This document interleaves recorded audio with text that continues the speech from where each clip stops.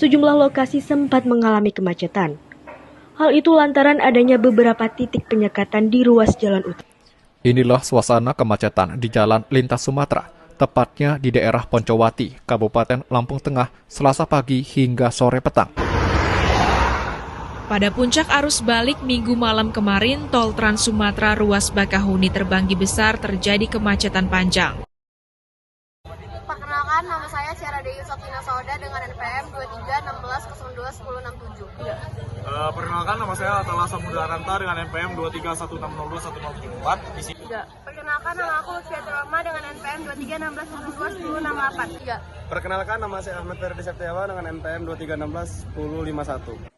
Perkenalkan, nama saya Irmali Anggraini, NPM 2316021060. Saya akan menjelaskan tentang apa itu kemacetan kota. Kemacetan kota adalah kondisi di mana volume kendaraan yang ada di jalan jauh lebih banyak daripada kapasitas jalan yang tersedia, menyebabkan arus lalu lintas terhambat. Ini menyebabkan waktu perjalanan yang lebih lama, peningkatan polusi udara, dan stres bagi warga kota. Di sini saya akan menjelaskan tentang teori politik lingkungan yang relevan. Yang pertama ada teori keberlanjutan.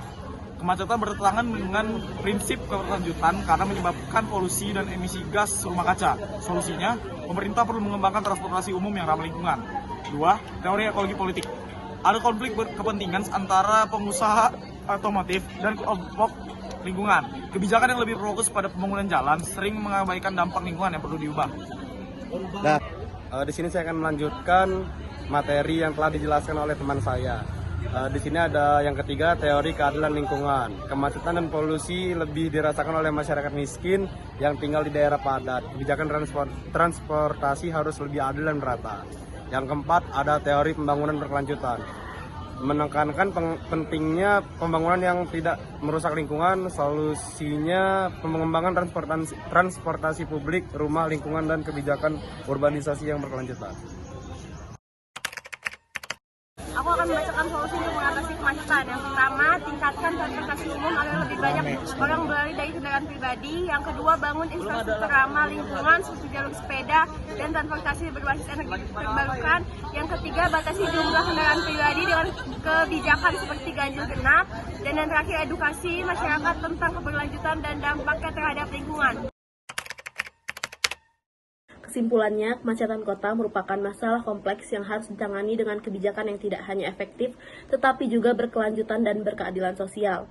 Pendekatan yang berbasis teori politik lingkungan dapat membantu menciptakan solusi yang lebih holistik dengan mempertimbangkan keseimbangan antara kepentingan ekonomi, sosial, dan ekologi.